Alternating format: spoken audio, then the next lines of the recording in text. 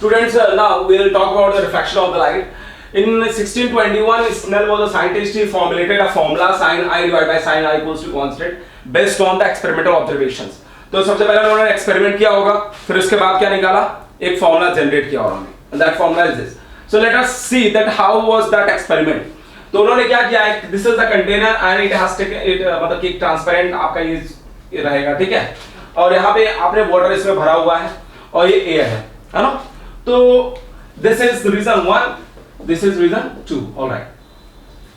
तो उन्होंने क्या ऑब्जर्वेशन किया, उन्होंने देखा कि कभी जो भी लाइट रेयर मीडियम से ये डेंसर मीडियम में आ रही थी, मतलब एयर रीजन से वाटर रीजन में आ रही थी, उस केस में उन्होंने देखा कि जो ये लाइट जो इस डेंसर मीडियम में ट्रेवल कर रही है, that is bending towards normal, alright, and a part of it is reflected that follows the laws of reflection, but this ray which is entering into the denser medium, that has something different kind of behavior.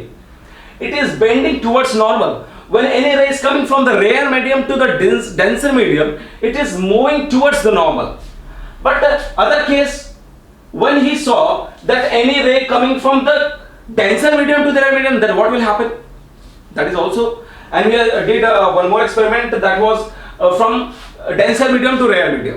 जब उन्होंने denser medium से light को rare medium में पास किया, मतलब यहीं से light यदि यहाँ air region हो तो क्या होगा, तो उस केस में उन्होंने देखा कि जो लाइट टुवर्ड्स द नॉर्मल हो रही थी जब वो डेंसर मीडियम में जा रही थी, इस केस में जब वो रेयर मीडियम में जा रही है तो वो bends away from the normal, bends away from the normal. यहाँ पे देखिए नॉर्मल के साइड में ये झुका हुआ है, लेकिन इस केस में जब डेंसर से रेयर मीडियम में आपकी लाइट जा रही है ना, उस केस में आपका जो ये रे जो है वो bends away from the normal, वो नॉर्मल से दूर की ओर शिफ्ट हो जाती है, ठीक है, आप देख पा रहे हो इसको. तो यही है. तो उन्होंने दो ऑब्जर्वेशन किए कि जब आप डेंसर मीडियम से रेयर मीडियम में जाते हो तो क्या होता है, और जब रेयर मीडियम से डेंसर मीडियम में जाते हो तो क्या होता है. तो उसके बाद उन्होंने कई ये लॉस डिफाइन किए, और उन्होंने क्या डिफाइन किया, देखिए, sin I divided by sin R equals to n/1, that is refractive index of the second medium with respect to the first medium, ठीक है, that is given by this n/1 equals to n2 divided by n1. मैंने लिखा है यहाँ पे n2 divided by n1. अब यहाँ पे आप देख पा रहे हो इस फॉर्मूला से कि यहाँ पे आप ध्यान रखिएगा जो एंगल यहाँ पे I और R लिया जा रहा है, that is of the sign angle. उन्होंने उसका साइन एंगल लिया और उस तरीके से कुछ लिखा, ठीक है, और उन्होंने एक्सपेरिमेंटली ऑब्जर्व करने के बाद जो इस फॉर्मूले में पुट अप करके देखा and he got the result. So this was the law given by him. And the medium with a higher refractive index, let us suppose that n/1 greater कब होएगा, n/1 ग्रेटर कब होगा, जब आपका 1 से greater होगा, जब आपका n2 क्या होगा, बड़ा होगा. n2 बड़ा होगा किससे, n1 से.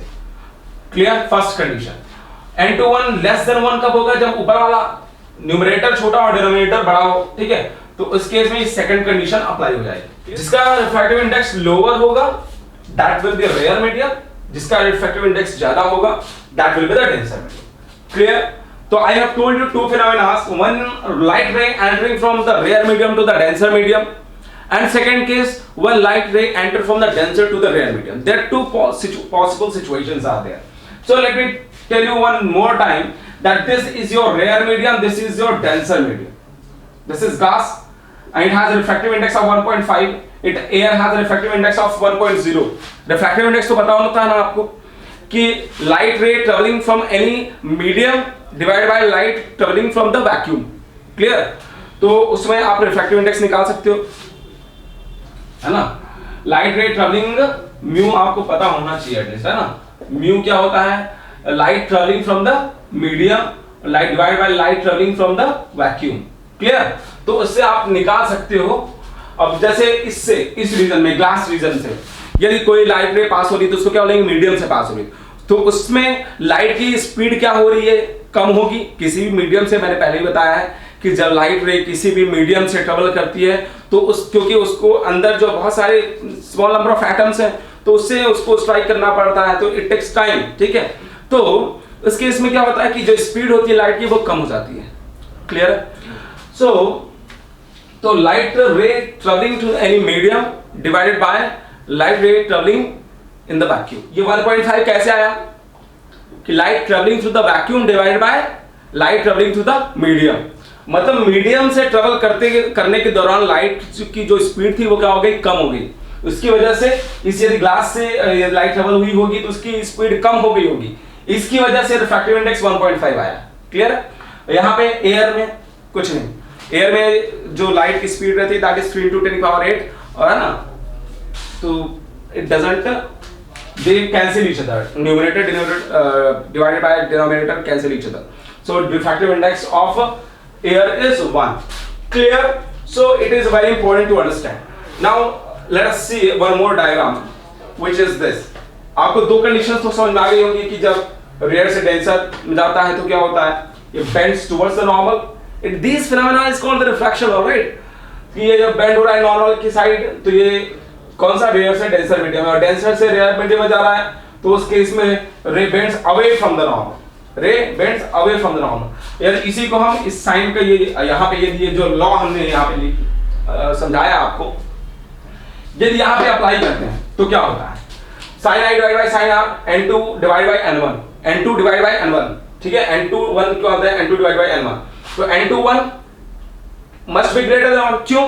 क्योंकि n2 जो है उसका जो रिफ्रैक्टिव इंडेक्स है क्या है, वो ज्यादा है एज कंपेयर टू 1, तो 1.5 डिवाइड बाय 1 आपको एक से ज्यादा मिलेगा ना, तो that's why n2 1 is greater then 1। इस केस में आपका ग्लास जो है और एयर है, ठीक है, तो n2 डिवाइड बाय n1 होता है, तो n2 क्या है, 1 डिवाइड बाय 1.5, तो 1 डिवाइड बाय 1.5 क्या आएगा, 1 डिवाइड बाय 1.5 कितना आएगा, लेस देन 1 आएगा।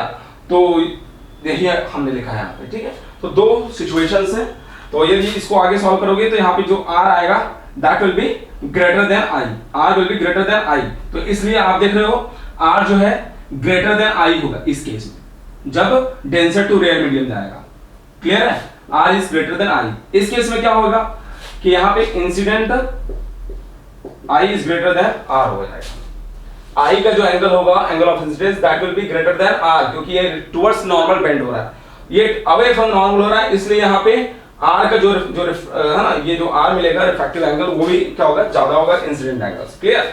सो this is all what we talking about the refraction of light. Alright, ये क्या है, ये फिनोमेना जिसको बोलते हैं, ये bends towards normal, bends away from normal, this is called the refraction of light. Alright, so let me tell you one more interesting thing. If we have two interfaces, this is air glass interface, this is glass air interface, ठीक है, this is glass air interface, this is air glass interface। तो आपका first case, जब rare medium से light denser medium में जाएगी, bends towards the normal, पहली condition लग गई है, तो नॉर्मल की साइड बेंड हो गई, मतलब theta I will be greater than theta 1 will be greater than theta 2। Clear है? अब ये इसी एंगल के साथ इस इंटरफेस में इंसिडेंट होएगी, थीटा 2 एंगल के साथ इस इंटरफेस पे एंटर होएगी, मतलब ये थीटा 2 किस तरह काम करने लगेगा, एक इंसिडेंट रे की तरह काम करने लगेगा, मतलब इस डेंसर मीडियम में। ठीक है, तो थीटा 2 भी इंसिडेंट मीडियम, एंड आफ्टर, अब मैंने बताया था डेंसर टू रेयर जाएगा, डेंसर टू रेयर जाएगा, क्या होगा, bends away from the normal, bends away from the normal. तो यहां से आप देख सकते हैं, तो यहां पे थीटा 2 जी दिख रहा है, और ये थीटा 3 कौन ज्यादा होएगा, theta 3 will be greater than theta 2। Clear है? क्योंकि ये नॉर्मल से अवे बेंड हो रहा है। और यहाँ पे जो ये दो दिख रहे हैं ना आपको, इंसिडेंट रे का यदि हम देखें यहाँ पे, और कहां से ट्रेवल होगी, और यदि हम इसको देखें एयर, तो इस केस में जो ये शिफ्ट दिखने को मिल रहा है आपको, it is called the lateral shift, कि इस केस में जब रेयर टू डेंसर जाएगा तो theta I will be greater than theta 1 will be greater than theta 2। Clear? अब ये थीटा 2 ही एंटर करेगा इस इंटरफेस में, तो ये एक्ट करेगा इंसिडेंट मीडियम की इंसिडेंट रे की तरह। तो यहाँ पे क्या होगा, ये जब डेंसर टू रेयर जाएगा तो that will bend away from normal. Clear? So इस केस में theta 2 will be lesser than theta 3, क्योंकि थीटा 3 का जो एंगल बनेगा वो ज्यादा बनेगा, मैंने ये भी बताया। तो एक चीज, ये इन दोनों का कंबाइंड वर्जन ये है आपका, ठीक है, इसमें दोनों आ गए हैं, denser, rare to denser, denser to rare, this is rare to denser and this is denser to rare, वही चीज है ना। इसी को मैंने अलग अलग समझाया है और फिर इसी को कंबाइन करके समझाया। ठीक है students, as we talked about so many phenomena of the refraction, when we had a ray coming from a rare to the denser medium, that was the first case, and when a ray was coming from the denser to the rare medium, that was the other case.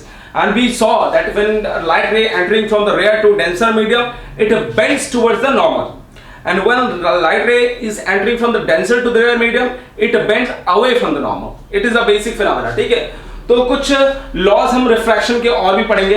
एक चीज और मैं आपको बता दूं कि we can have a large number of interfaces at a time. We can have a large number of interfaces, so we will show you, I will show you some examples of that, so that you will have a clear picture that if you had a large number of interfaces, air, water, glass to air, and whatever, so in that case the phenomena which I told you is the same for the all kind of situations where you have rare to denser or denser to rare. The same concept will be applied over there, ठीक है। So do not worry about that. One more interesting thing I am telling you, the angle of incidence and angle of emergence जो बनेगा, that must always be equal, ठीक है। यदि we have large number of interfaces, let me give you a clear picture, है ना। जैसे बहुत सारे interfaces हो गए, ठीक है। यहाँ से लाइट रे एंटर हुई, लेकिन जो यहाँ से लाइट एंटर होगी सेम मीडियम में, जैसे ये एयर है, ये भी एयर है, ठीक है। इस मीडियम में जैसे ही यहाँ से रिफ्लेक्टेड होकर लाइट एंटर करेगी, तो यहाँ पे जो नॉर्मल साथ एंगल ऑफ इंसिडेंस बनेगा और यहाँ पे जो एंगल ऑफ इमर्जेंस बनेगा, that must always be equal. Clear बात ध्यान रखिएगा, angle of incidence and angle of emergence must always be equal if we have large number of interfaces. Clear, तो इतना तो समझ में आ गया होगा। अब मैं आपको कुछ बहुत बेसिक चीजें रिफ्रैक्शन की बताता हूँ, लॉज ऑफ रिफ्रैक्शन। कहाँ आप लॉज ऑफ रिफ्लेक्शन को अप्लाई कर सकते हो? The incident raise, the reflected ray and the transmitted रे। ट्रांसमिटेड रे इज व्हाट? द रिफ्रैक्टेड रे दैट आई टोल्ड यू, है ना। रिफ्रैक्टेड रे कौन सी? ये वाली, इसको ट्रांसमिटेड रे भी बोलते हैं, या फिर इसको रिफ्रैक्शन के टर्म में हम पढ़ रहे हैं तो रिफ्रैक्टेड रे बोलेंगे, ठीक है। Light in the plane perpendicular to the interface, light in the plane, और ये प्लेन है सपोज के, इसके परपेंडिकुलर हमने एक, देखिए, light in the plane perpendicular to the interface, इस इंटरफेस के परपेंडिकुलर एक आपका प्लेन होगा, है ना। एक इसके परपेंडिकुलर आपका एक प्लेन होगा, और ये जो होंगे आपकी जो इंसिडेंट रे है, रिफ्लेक्टेड रे है और ट्रांसमिटेड रे है, all will lie on the same plane.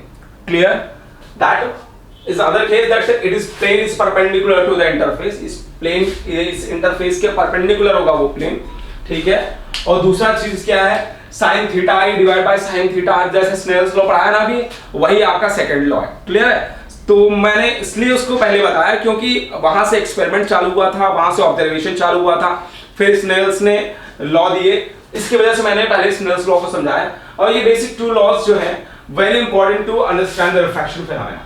So this can be written as n1 sin theta 1, है ना। Let me write here theta 1, alright. n1 sin theta 1 equals to n2 sin theta 2 equals to n3 sin theta 3 up to so on। जितने number of interfaces होते जाएंगे, जितने number of, है ना, आपके medium बढ़ते जाएंगे, उतना ही आपका ये n1 sin theta 1 equals to n2 sin theta 2 equals to dot dot dot n sin theta n, है ना। जितना नंबर आप खींचते जाओगे, that is depending on the situations। So here theta 1 आपका जो थीटा 1 और थीटा 2 जो यहाँ पे हमको दिखा रहे हैं आपको, that can be anyone, है ना, that can be that could be the angle of incidence। कोई भी इसमें जो थीटा 1 या फिर थीटा 2 एंगल ऑफ इंसिडेंस हो सकता है। क्लियर, ध्यान रखिएगा इस चीज को। तो some of the natural consequences, sir आपने इतना रिफ्रैक्शन का फिनोमेना समझाया, ठीक है, समझ में आ गया, लेकिन कहाँ हम देखते हैं इस चीज को, ये बहुत इंपॉर्टेंट चीज है। तो हमारे जो नेचुरल फिनोमेनास हैं उसको हम देखना चाहते हैं कि रिफ्रैक्शन कहाँ कहाँ दिखता है आपने, ठीक है। आप अभी जो मैं बताऊंगा उसको ऑब्जर्व करिए और उसको थोड़ा ध्यान से सोचिएगा कि क्या कहीं मैंने देखा है इस चीज को। देखिए यहाँ पे यदि हम इस कंटेनर में सपोज करिए वाटर है, ठीक है, या फिर कोई भी दूसरा भी ऑयल है, whatever, it has some refractive index, no. So let me tell you one more interesting thing, that is if we have this point P, this is point source, कोई भी पॉइंट सोर्स हमने लिया जिससे light radiations क्या हो रही है, जिससे रेडिएशंस एमिट हो रही है, ठीक है, रेडिएशंस इधर से निकल रही है, ठीक है। अब ये रेडिएशन इधर से जा रही है, तो आपको एक चीज मैंने बताया था कि डेंसर मीडियम से जब भी कोई रे रेयर मीडियम में जाती है तो वहां क्या होता है, bends away from the normal. यदि यहाँ पे हर एक का मैं नॉर्मल खींचूं तो यहाँ पे देख पा रहे हो कि ये bends away from the normal. और एक चीज मैंने बताया था कि एंगल ऑफ रिफ्रैक्शन उस केस में क्या होगा, ज्यादा होगा, किससे, एंगल ऑफ इंसिडेंस से। क्लियर है, बताया था। कि आर जो होगा उस केस में ज्यादा होगा जब आपका रे कहां से ट्रेवल कर रहा है, डेंसर मीडियम से रेयर मीडियम में जा रहा है। तो it is this rays are coming from the denser to the rare medium. So if you plot it this dotted line, you will get a point over this point, this इन सब का हम एक है ना एक डॉटेड लाइन कर्व्स के साथ जोड़े इसको, तो it comes to the point P dash. आपका ऑब्जेक्ट कहां पे है, इस पॉइंट P पे है, लेकिन आपको ऊपर से जब आप देख रहे हो तो आपको दिख कहां पे रहा है, इस पॉइंट P पे। क्यों दिख रहा है?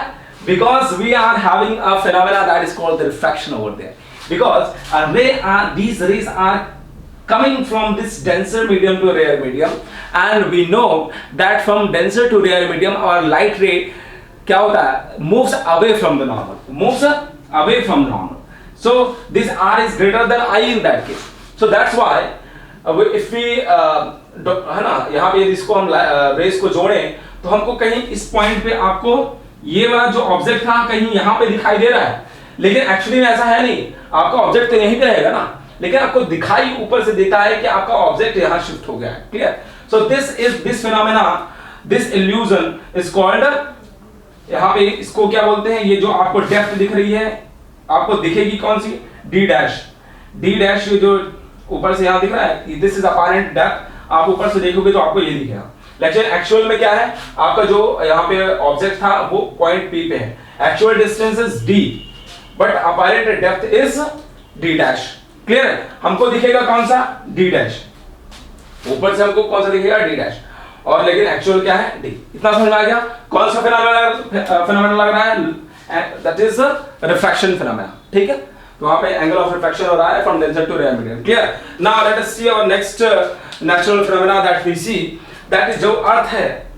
यदि अर्थ में सपोज करिए एक ऑब्जर्वर है यहाँ पे इस पॉइंट पे, और ये देख रहा है इस सन को, ठीक है, तो सन एक्चुअली में सन यहां पे है, लेकिन उसको दिखाई देगा यहां पे, ऐसा क्यों?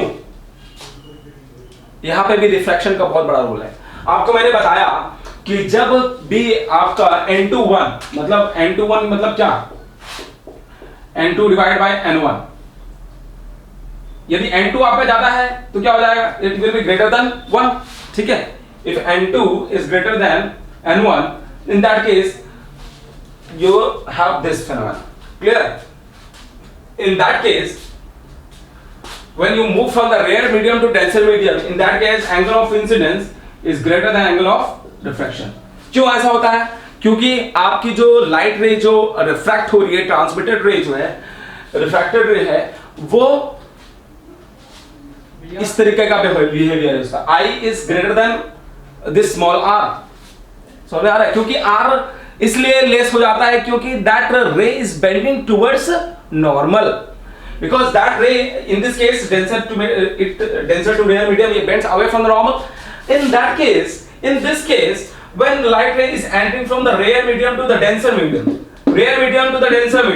your light ray is bending towards the normal, and if this is the horizon is acting as a normal, in that case यदि लाइट रे आपकी यहां तक स्ट्रेट लाइन में आई, लेकिन इसको जाना किधर चाहिए था, कुछ इस तरीके से जाना चाहिए था, लेकिन यहां क्या हुआ, ये लाइट रे कंटिन्यूअसली क्या हो गई, बेंड होती गई। क्यों बेंड होती गई? क्योंकि यहां से जैसे अर्थ के एटमॉस्फेयर में वो एंटर किया, वहां से इसका रिफ्रैक्टिव इंडेक्स क्या हो गया, चेंज हो गया। Rare to the denser medium, जब डेंसर मीडियम में गया तो वहां पे वो उसको कंटिन्यूअस रिफ्रैक्शन मिला, और रिफ्रैक्शन मिला तो क्या हुआ, वो बेंड होता गया towards the normal, bend towards the normal. ये फिनोमेना है।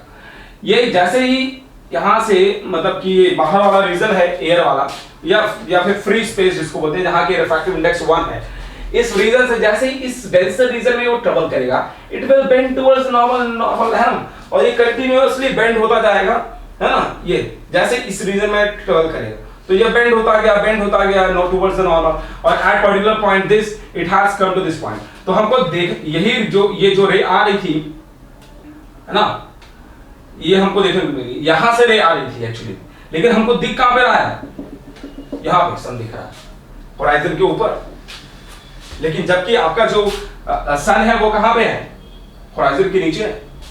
ऐसा क्यों हुआ? Because of the reflection of light from rare to the denser medium.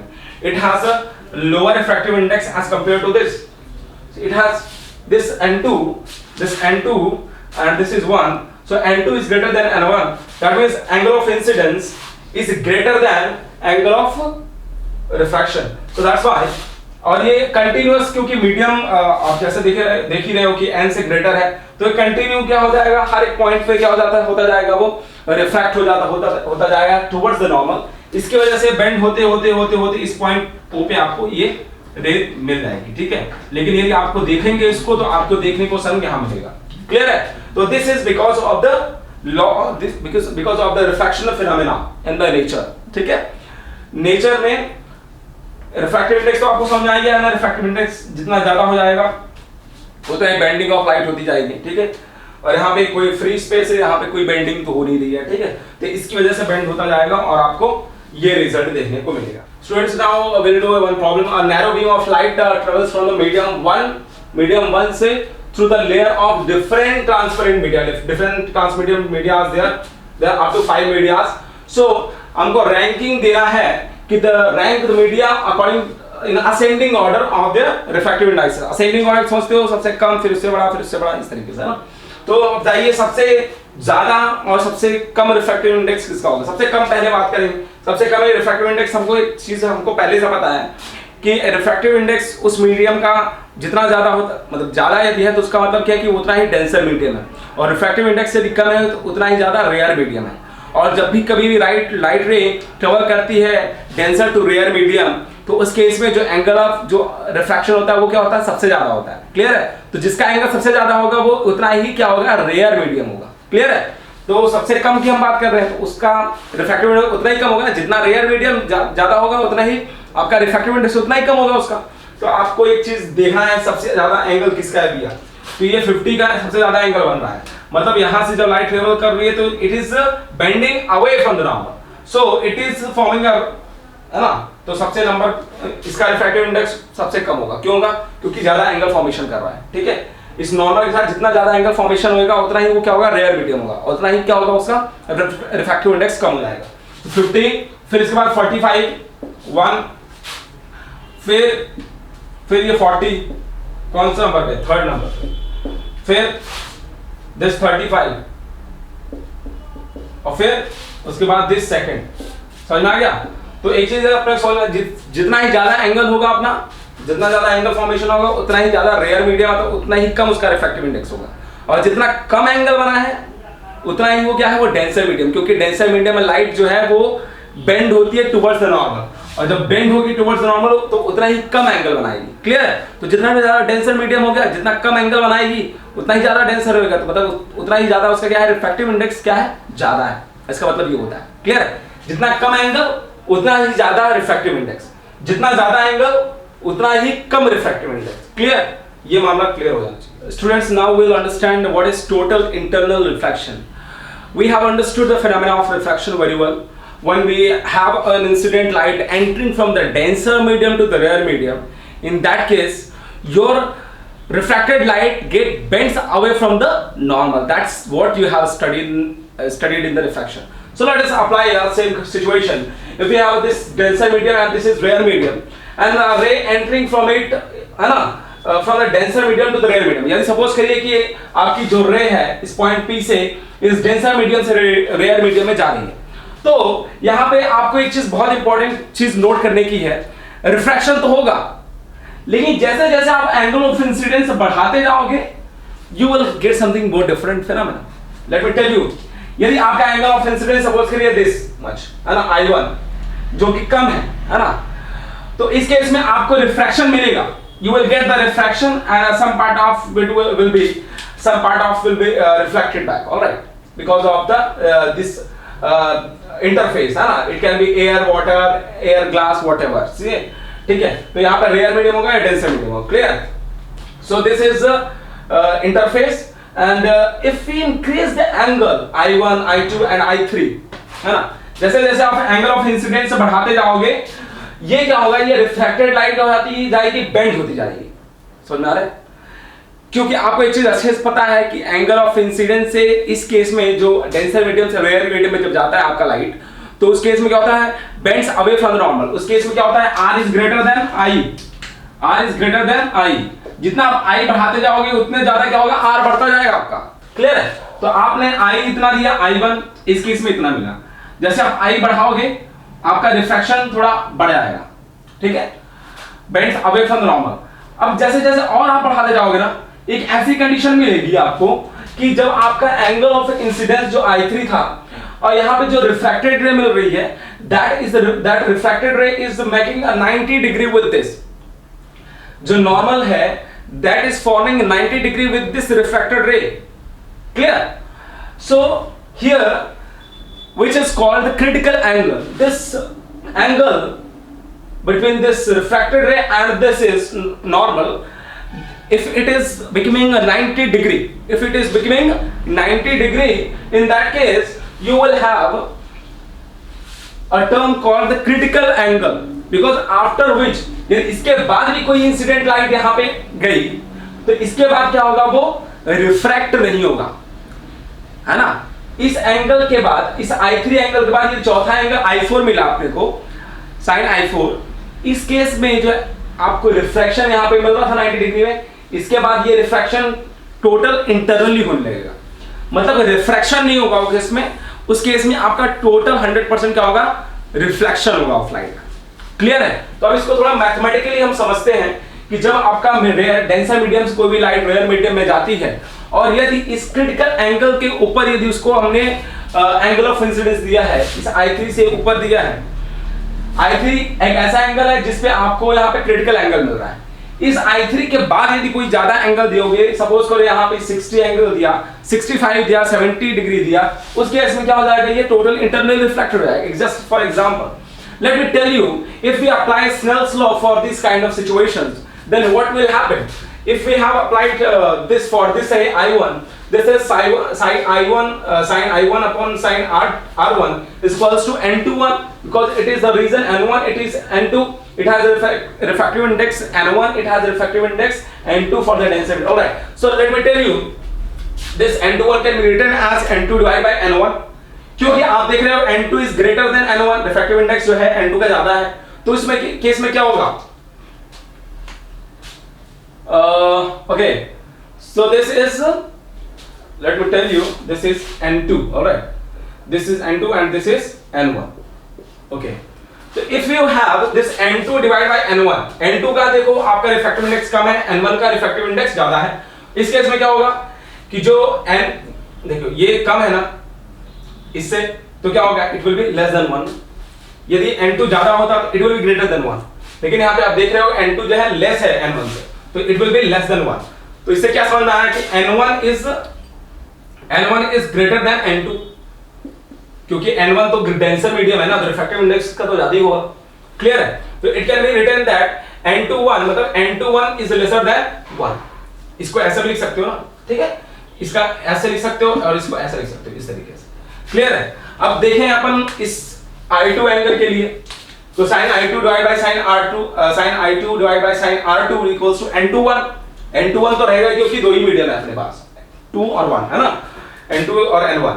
So in case, इस केस में भी आपको N21 मिलेगा और इस केस में भी आपको वही चीज मिलेगी जो आपको दिख रहा है। लेकिन एक चीज यहाँ पे नोटिस करने वाली चीज है कि इस थर्ड सिचुएशन में आपने देखा, मैंने इसको देखिए, थर्ड सिचुएशन के बाद हमने यहाँ पे एक बनाया है, दिस इज वेयर I4, ठीक है, और यहाँ पे आपका टोटल इंटरनल रिफ्लेक्ट हो रहा है, this is I4। Alright, if we can see this third, this incident ray, we are getting a refracted ray which is forming 90 degree with the normal।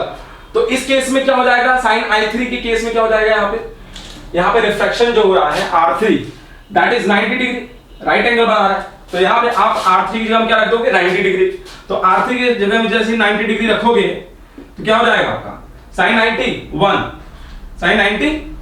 Clear है? तो आपका ये 1 हो जाएगा, तो sin I3 बराबर क्या हो जाएगा, N21 के। लेकिन हमने देखा कि N21 इज लेस देन 1, इसका मतलब क्या है कि sin I3 is lesser than 1। Clear है? क्योंकि इतना समझ में आ गया आपको, ये तो 1 हो गया ना, क्योंकि R3 का जो वैल्यू है हमको थर्ड वाले में क्या मिला, 90, so sin I3 is equals to n21, लेकिन n21 लेस है 1 से, because this is the denser medium and this is rare medium, n2 divided by n1 is less than 1, so sin I3 must be lesser than 1. कितना clear समझ आ गया? तो यहाँ पे मैंने लिखा भी, यहाँ पे आप देख सकते हो R3 is equals to 90 degree in this case, refracted ray grazing along the interface, refracted ray grazing along the interface के along हो गया, clear? So let me tell you that after this angle R3 what will happen? After this angle R3 your all the ray which is incident on this interface will be 100% refracted, clear?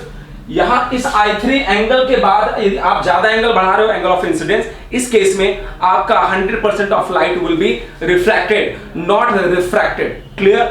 तो आपको इस I4 को ऊपर जाना है जब for I4 is greater then I3. अभी I3 से ज्यादा एंगल का हम देंगे I4, इसको इंसिडेंट कराएंगे, तो उससे क्या होगा? स्नेल्स लॉ लगाओ, तो sin I4 divided by sin I4 divided by sin R4 equals to n21. This is same situation, but here we have chosen that this sin I4 in this case will be greater than sin I3, clear? और हमने ये देखा कि sin I3 जो है equals to n21 is less than 1, clear है? तो sin I4 क्या हो जाएगा? यहाँ पे देख रहे हो आप, क्योंकि ये ग्रेटर है I3 से, और आपने देखा कि n21 जो था ये that is lesser than 1, तो आपका ये जो होगा sin I4 कहाँ गया? ओके, इतना समझ आ गया ना आपको? बहुत इंपॉर्टेंट चीज है कि sin I4 is greater than sin I3 equals to n21. Let me tell you this sin R4 को देखिए यार, यदि यहाँ से एंगल अपन साइड R4 को देखें, ये वाला एंगल, ठीक है, sin R4 को देखें, that is greater than sin R3. यहाँ से 90 डिग्री बना था, यहाँ पे क्या बना था? 90 डिग्री विद एंगल. अब इस केस में जब ज्यादा एंगल दोगे तो ये जो रिफ्रैक्टेड रे थी अब यहाँ क्या हो जाएगी? इस तरीके से इधर कोई रे नहीं मिलेगी, सिर्फ आपको एक ये वाली रे मिलेगी, क्लियर है? अब यहाँ से एंगल देखो नॉर्मल और इस रिफ्रैक्टेड रे के बीच में, that is more than 90 degree, that is more than 90 degree. So sin R4 is greater than sin R3. इस केस में 90 बन रहा था, और इस केस में sin I4 केस में is greater than 90. So that's why you have written sin R4 is greater than sin R3. sin R3 क्या था? 1 था, तो sin R4 क्या होगा? That will be greater than 1. समझ में आ गया? sin R3 क्या था अपना? 90 डिग्री था, sin R3 equals to 1. So sin R4 must be greater than 1. समझ में आ गया? Which is not possible for any real angle, है ना? R4 real angle R4. अब इस केस में देखिए, अभी इस कंडीशन के बाद कोई भी इंसिडेंट रे ट्रेवल करेगी, इस I4 के बाद जितने भी रेस आप इंसिडेंट कराओगे इंटरफेस में, इस केस में आपका टोटल इंटरनल रिफ्लेक्शन होगा. That means no ray is going to pass away from this interface. मतलब कि इस इंटरफेस के अंदर ही आपकी पूरी की पूरी रे जो है वो रिफ्लेक्ट होती जाएगी. किसके पहले? इस I3 के बाद जितने भी इंसिडेंट होंगी उसमें क्या होगा? टोटल इंटरनल रिफ्लेक्शन होगा. क्या होगा? Reflection, not refraction, clear? तो इसके बाद I4 के बाद you will have no refracted ray is possible while refraction is possible. इसके I4 के बाद, I4 में तो होगा ही, I4 के जितने बाद I5, I6, I7 whatever the incident ray is, you in that case you are going to get a refraction which is 100% refraction, clear? No refraction at all. So please remember that no refracted ray is possible while refraction is possible इस I4 के बाद, clear?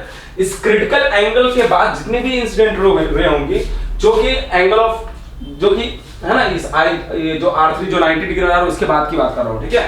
तो उस case में the entire incident light energy reflected back into the first angle. समझ आ रहा है? इसके बाद जितने भी I3 के बाद I4, I5, I6 इस क्रिटिकल एंगल के बाद, ठीक है, आपकी पूरी की पूरी रे, पूरी की पूरी लाइट एनर्जी रिफ्लेक्ट हो जाएगी. और ये प्रिंसिपल ऑफ टोटल रिफ्लेक्शन किस में यूज होता है? ऑप्टिकल फाइबर में यूज होता है, और मैं प्रिज्म का ही बताऊंगा उसमें किस तरीके से टोटल इंटरनल रिफ्लेक्शन का इस्तेमाल किया जाता है. जैसे लाइट कम्युनिकेशन जो होता है ऑप्टिकल फाइबर के थ्रू, है ना, लाइट के थ्रू कम्युनिकेशन, जैसे ऑप्टिकल फाइबर केबल्स जो है इसमें लगती है ना, तो उसमें इस प्रिंसिपल का बहुत तगड़ा यूज है ना, बहुत ज्यादा यूज है टोटल इंटरनल रिफ्लेक्शन फिनोमेना का। Okay Students, as we understood about the critical angle, how can we calculate critical angle? This sin IC is equals to n to 1. As I told you this thing, है ना, IC is what?